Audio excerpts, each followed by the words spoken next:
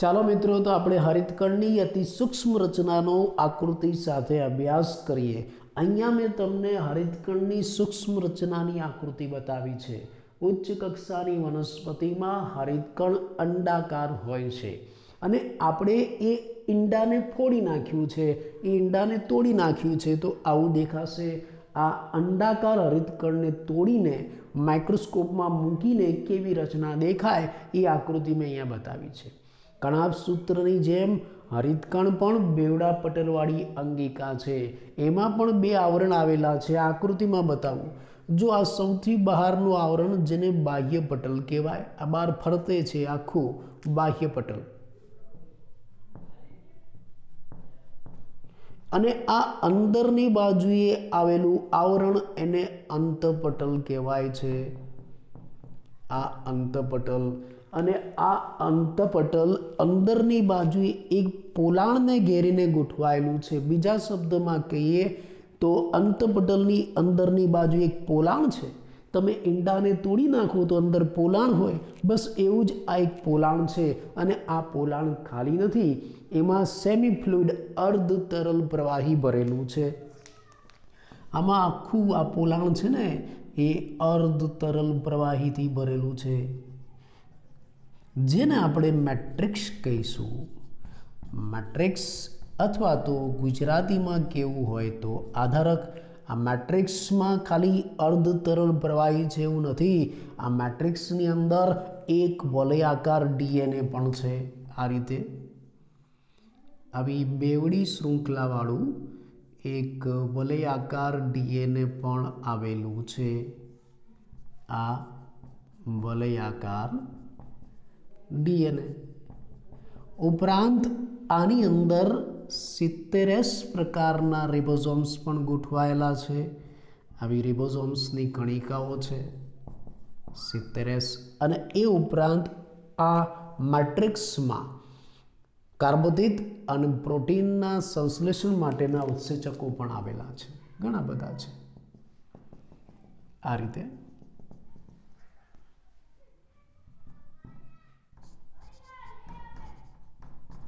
કાર્બોદિત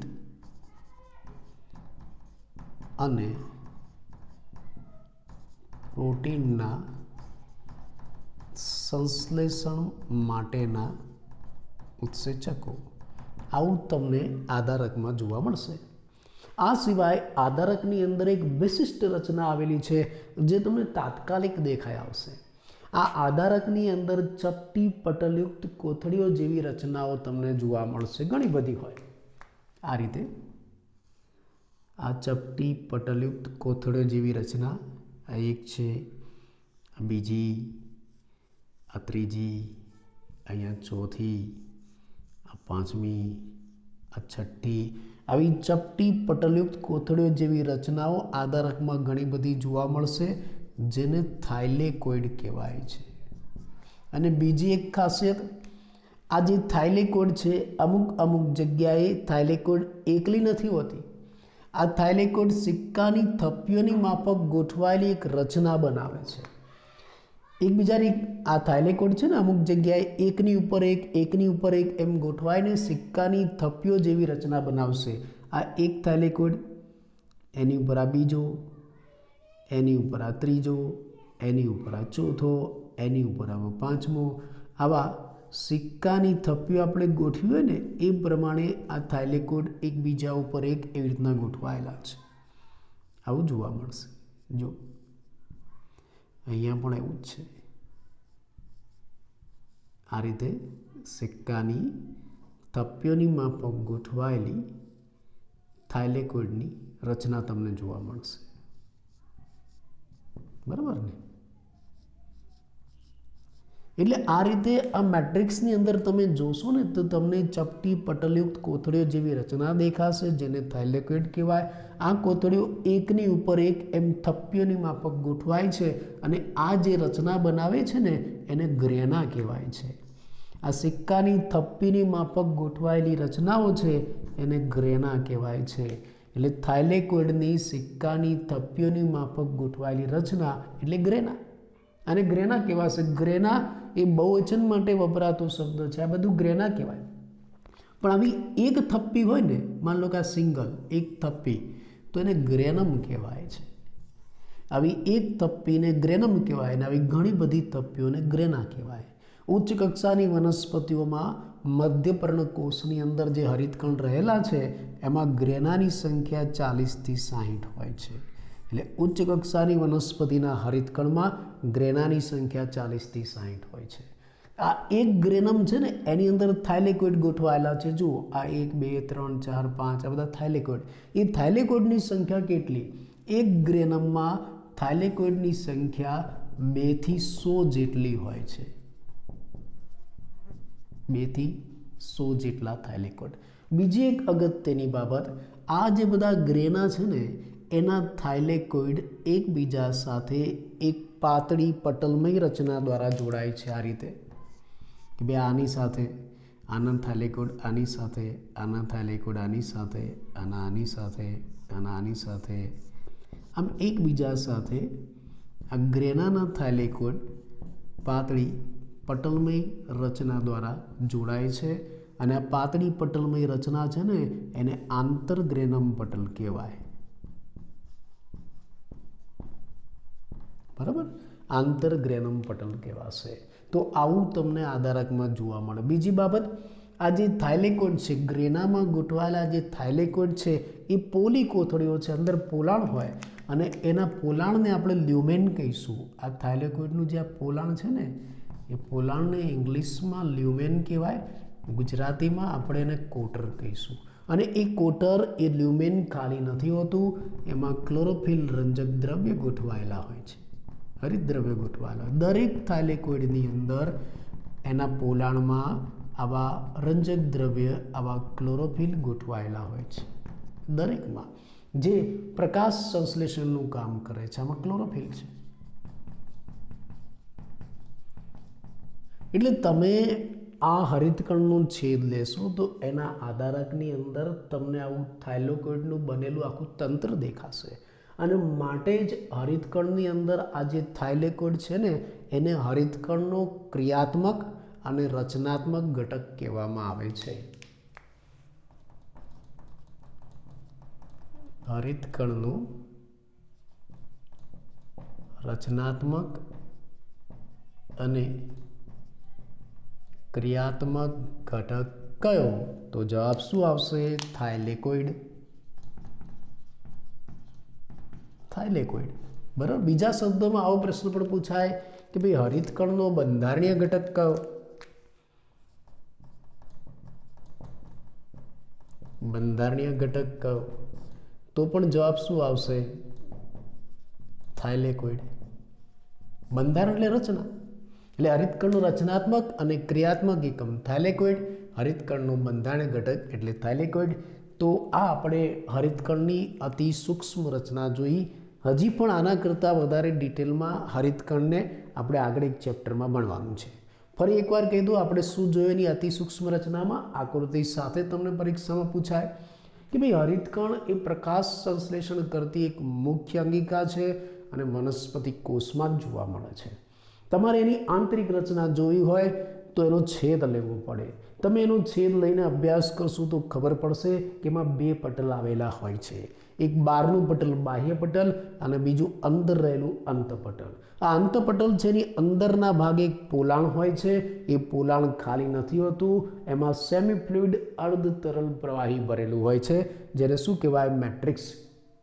આ મેટ્રિક્સમાં શું આવેલું હોય છે? આ મેટ્રિક્સની અંદર વલયાકાર ડીએનએ હોય છે, 70S પ્રકારના રિબોઝોમ્સ પણ હોય છે અને કાર્બોદિત અને પ્રોટીનના સંશ્લેષણ માટેના ઉત્સેચકો પણ આવેલા છે. આ સિવાય તમને મેટ્રિક્સમાં તરત જ દેખાય આવે એવું શું આવેલું હોય છે? આ ચપટી કોથળીઓ જેવી રચના, જેને થાઇલેકોઇડ કહેવાય. અને આ થાઇલેકોઇડ પાછા કેવી રીતે ગોઠવાયેલા છે? સિક્કાની થપ્પીની માફક એકની ઉપર એક એમ થાઇલેકોઇડ ગોઠવાયેલા છે. થાઇલેકોઇડની આવી સિક્કાની થપ્પીઓ જેવી ગોઠવણી એને શું કહેવાય? ગ્રેના. એક વચનમાં એને શું કહેવાય? ગ્રેનમ. આ ગ્રેનમમાં કેટલા થાઇલેકોઇડ હોય? 2 થી 100. અને ઉચ્ચ કક્ષાની વનસ્પતિના હરિતકણમાં કેટલા ગ્રેના હોય? 40 થી 60. આ જે થાઇલેકોઇડ છે એની અંદર પોલાણ રહેલું હોય છે જેને લ્યુમેન કહેવાય છે, અને પોલાણની અંદર શું છે, એ પોલાણની અંદર પ્રકાશ સંશ્લેષણ કરતા રંજક દ્રવ્યો છે, ક્લોરોફિલ રહેલું હોય છે. તો આ એક હરિતકણની અતિ સૂક્ષ્મ રચના આપણે આકૃતિ સાથે જોઈ. ચાલો હવે આપણે એવી એક અંગિકા જોઈશું કે જે વનસ્પતિ અને પ્રાણીકોષ બંનેમાં આવેલી છે. તમે ઓળખો છો એને, અને પાછી પટલ વગરની પણ છે, તમે બધાએ ઓળખી લીધી હશે. કઈ અંગિકા? રિબોઝોમ્સ. રિબોઝોમ્સ નામની અંગિકા વનસ્પતિ અને પ્રાણીકોષ બંનેમાં આવેલી છે અને પટલવિહીન અંગિકા છે. આ રિબોઝોમ્સની શોધ કેવી રીતે થઈ, ચાલો આપણે એની શરૂઆત કરીએ. ઈસવીસન 1953માં જ્યોર્જ પેલેડે નામના વૈજ્ઞાનિકે ઇલેક્ટ્રોન માઇક્રોસ્કોપમાં એક સઘન કણિકામય રચનાઓ જોઈ, અને આ સઘન કણિકામય રચનાઓને પેલેડે રિબોઝોમ્સ નામ આપી દીધું. સઘન કણિકામય રચનાઓ એટલે રિબોઝોમ્સ. ફરી એકવાર, ઈસવીસન 1953માં જ્યોર્જ પેલેડે નામના વૈજ્ઞાનિકે ઇલેક્ટ્રોન માઇક્રોસ્કોપમાં સઘન કણિકામય રચનાઓ જોઈ, અને સઘન કણિકામય રચનાઓને શું નામ આપી દીધું? રિબોઝોમ્સ. તો આ રીતે રિબોઝોમ્સની શોધ થઈ. પણ આ તો આપણી પુસ્તક પ્રમાણે છે, વાસ્તવમાં આમાં થોડા ફેરફાર છે. ખરેખર રિબોઝોમ્સની શોધ આ રીતે નથી થઈ. ખરેખર સૌપ્રથમ રિબોઝોમ્સને કોણે જોયું, આપણે એનો સાચો ઇતિહાસ જોઈએ. રેફરન્સ બુકોમાંથી ભેગું કરીને મેં અહીંયા તમને આપેલો છે. સૌપ્રથમ કોષના કોષરસમાંથી રિબોઝોમને કોણે અલગ કર્યો, તો આપણે જોઈએ.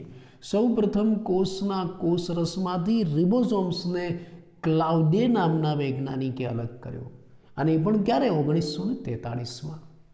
પણ એણે જે રિબોઝોમ્સને અલગ કર્યો ને, એને રિબોઝોમ્સ નામ નહોતું આપ્યું, એ સૂક્ષ્મ રચનાઓને એને માઇક્રોઝોમ્સ નામ આપ્યું. એટલે ખરેખર આ જ્યોર્જ પેલેડે રિબોઝોમ્સ જોયો ને, એની પહેલાં રિબોઝોમ્સ કોણે જોઈ લીધો છે? આ ક્લેવડી નામના વૈજ્ઞાનિકે. એટલે સૌપ્રથમ કોષના કોષરસમાંથી ક્લેવડી નામના વૈજ્ઞાનિકે આ રિબોઝોમ્સને બહાર કાઢીને જોયો, અને એને શું નામ આપી દીધું? માઇક્રોઝોમ્સ. રિબોઝોમ્સ નામ નથી આપ્યું, યાદ રાખજો. અને ત્યાર પછી 1953માં રોબિન્સન અને બ્રાઉન નામના વૈજ્ઞાનિકે વનસ્પતિ કોષમાં રિબોઝોમ્સ જોયો, પણ એને રિબોઝોમ્સ એવું નામ નથી આપ્યું હજી. ચલો 1955માં હવે આપણો જ્યોર્જ પેલેડે આવ્યો, અને એ પણ ક્યારે? 1955માં. 1955માં જ્યોર્જ પેલેડે પ્રાણી કોષમાં રિબોઝોમ્સને જોયો, અને એને રિબોઝોમ્સ એવું નામ આપી દીધું. એટલે ખરેખર રિબોઝોમ્સ નામ કોણે આપ્યું? જ્યોર્જ પેલેડે. એ પહેલાં પણ વૈજ્ઞાનિકોએ આ રિબોઝોમ્સની રચના જોઈ હતી, પણ રિબોઝોમ્સ એવું નામ નહોતું આપ્યું. અને બીજું તમે જુઓ, રેફરન્સ બુકોમાં 1955 લખ્યું છે જ્યોર્જ પેલેડેમાં, અને આપણી પુસ્તકમાં શું લખ્યું છે? 1953. છતાં પણ તમારે આ જ યાદ રાખવું, કેમ કે એનસીઆરટી ઉપરથી જ પ્રશ્નો પૂછાતા હોય છે, એટલે પહેલું તમારે આ યાદ રાખવું. ફરી એકવાર, 1953માં જ્યોર્જ પેલેડે ઇલેક્ટ્રોન માઇક્રોસ્કોપમાં સઘન કણિકામય રચનાઓ જોઈ, જેને શું કહેવાય છે? રિબોઝોમ્સ. પણ વાસ્તવમાં એનો ઇતિહાસ શું છે? આ રિબોઝોમ્સને સૌ પહેલાં કોષમાંથી કોણે અલગ કર્યું? ક્લેવડી નામના વૈજ્ઞાનિકે. પણ શું નામ આપ્યું હતું? માઇક્રોઝોમ્સ. પછી વનસ્પતિ કોષમાં કોણે જોયું? રોબિન્સન અને બ્રાઉન નામના વૈજ્ઞાનિકે 1953માં. પ્રાણી કોષમાં કોણે જોયું? જ્યોર્જ પેલેડે 1955માં, અને રિબોઝોમ્સ નામ આપ્યું. આ રિબોઝોમ્સ કોષની અંદર પુષ્કળ મોટી સંખ્યામાં જોવા મળે છે. દાખલા તરીકે આદિકોષ કેન્દ્રિક કોષની વાત કરીએ, ઈ કોલાઈ જેવા આદિકોષ કેન્દ્રિક કોષમાં પણ એની સંખ્યા 20,000થી 30,000 જેટલી છે. તો ચાલો આપણે આ રિબોઝોમ્સનો પરિચય આપીએ. આ રિબોઝોમ્સ આદિકોષ કેન્દ્રીમાં પણ છે અને સુકોષ કેન્દ્રીમાં પણ છે. સુકોષ કેન્દ્રીમાં તો એની સંખ્યા પુષ્કળ હોય, હા, પણ બંનેમાં ફરક હો.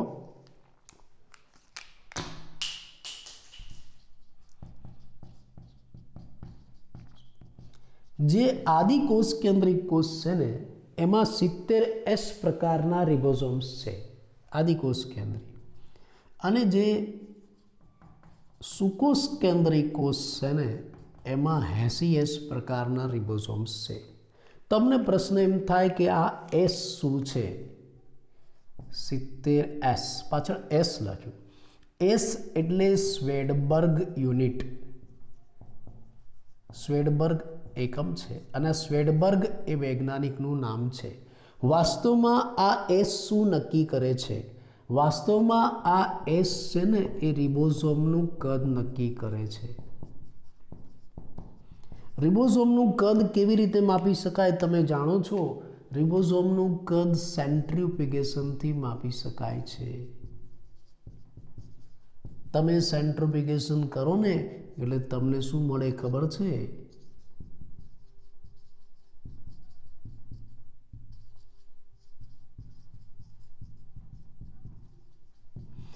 સેડિમેન્ટેશન કોએફિશિયન્ટ મળે, સેડિમેન્ટેશન અચળાંક મળે અને એને આપણે રિબોઝોમનું કદ માની લઈશું અને એ એકમને આપણે શું કહીશું? સ્વેડબર્ગ એકમ કહીશું વૈજ્ઞાનિકના નામ ઉપરથી.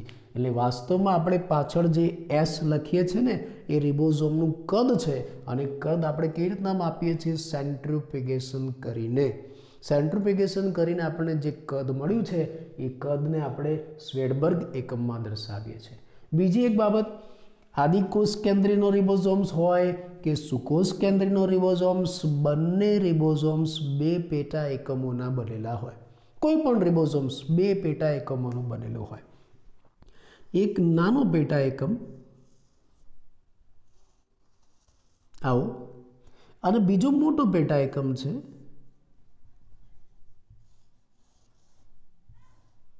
મોટો પેટા એકમ, આ નાનો પેટા એકમ.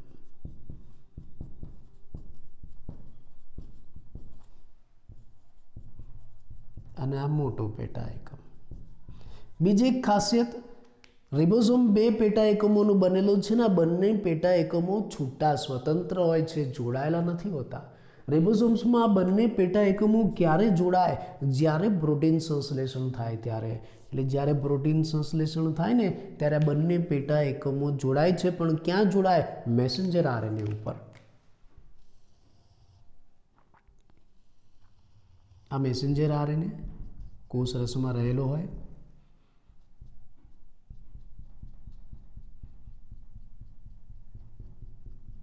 આ મેસેન્જર આરએનએ જ્યારે પ્રોટીન સંશ્લેષણ થાય ત્યારે આ બંને પેટા એકમો મેસેન્જર આરએનએ ઉપર જોડાય, બાકી છૂટા જ હોય. ચલો આ રીતે આ રિબોઝોમ્સ જોડાયો, બંને પેટા એકમો જોડાઈ ગયા અને બંને પેટા એકમો જોડાઈને શું કરશે? પ્રોટીન સંશ્લેષણ કરશે. એટલે રિબોઝોમનું મુખ્ય કાર્ય શું? પ્રોટીન બનાવવાનું. એટલે જ રિબોઝોમને પ્રોટીન ફેક્ટરી કહેવાય છે. રિબોઝોમ એ પ્રોટીનનું કારખાનું છે.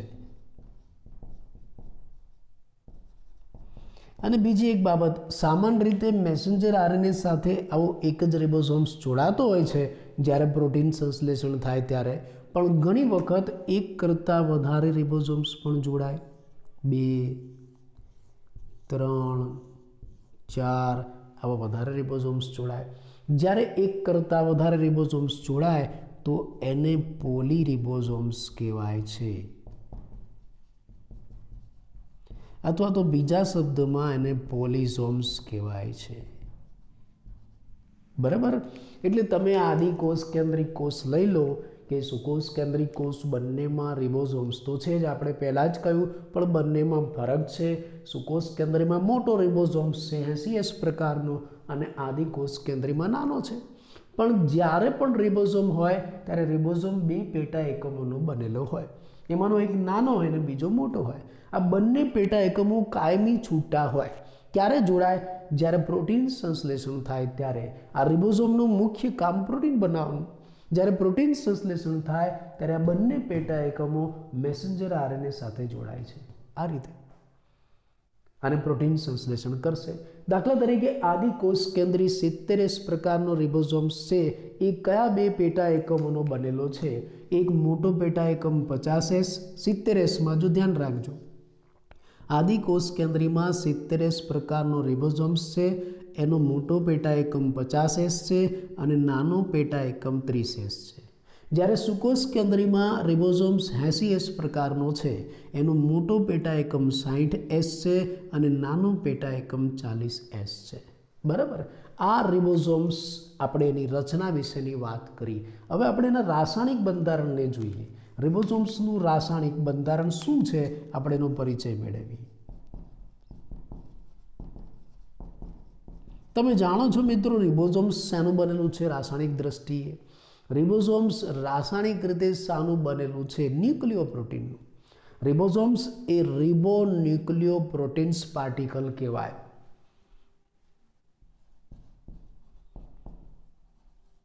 રિબોન્યુક્લિયોપ્રોટીન્સ પાર્ટિકલ્સ. રિબોસોમ્સ એ શું છે? રાસાયણિક દ્રષ્ટિએ રિબોસોમ્સ એ રિબોન્યુક્લિયોપ્રોટીન પાર્ટિકલ્સ છે. રિબોન્યુક્લિયોપ્રોટીન પાર્ટિકલ્સ એટલે આ રીતે લખાય છે રિબોન્યુક્લિયોપ્રોટીન આરએનપી. એટલે ઘણી જગ્યાએ કદાચ આવું લખેલું હોય આરએનપી, એનો મતલબ શું થાય? રિબોસોમ્સ.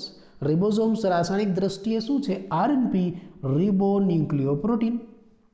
એટલે રિબોસોમ્સ રિબોન્યુક્લિયોપ્રોટીન પાર્ટિકલ્સ છે. એનો મતલબ કે રિબોસોમ્સ શાનો બનેલો છે? રિબોન્યુક્લિક એસિડ પ્લસ પ્રોટીન, એટલે કે આરઆરએનએ પ્લસ પ્રોટીનનો બનેલો છે. યાદ રાખજો. એટલે રિબોસોમના રાસાયણિક બંધારણમાં શું જોવા મળશે? આરઆરએનએ અને પ્રોટીન જોવા મળશે. એમાં એક અગત્યની બાબત એમસીક્યુની દ્રષ્ટિએ નીટની પરીક્ષામાં પણ પૂછાય, જે આદિકોષ કેન્દ્રીનો રિબોસોમ્સ છે એમાં 3 પ્રકારના આરઆરએનએ આવેલા છે. આદિકોષ કેન્દ્રીનો જે રિબોસોમ્સ છે એમાં 3 પ્રકારના આરઆરએનએ આવેલા છે. કયા 3 પ્રકારના? આ 23S, 5S અને 16S એ આરઆરએનએ છે. આરઆરએનએ છે. એટલે આદિકોષ કેન્દ્રી કોષનો રિબોસોમ્સ છે, એની અંદર આવા 3 પ્રકારના આરઆરએનએ આવેલા છે. એમાંથી 2 આરએનએ 50Sના બંધારણમાં છે અને 1 આરએનએ 30Sના બંધારણમાં છે.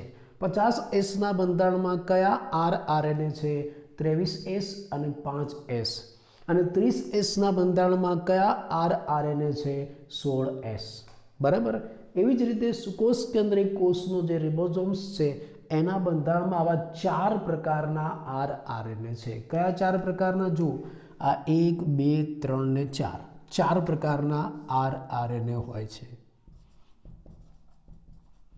સુકોષ કેન્દ્રી કોષમાં.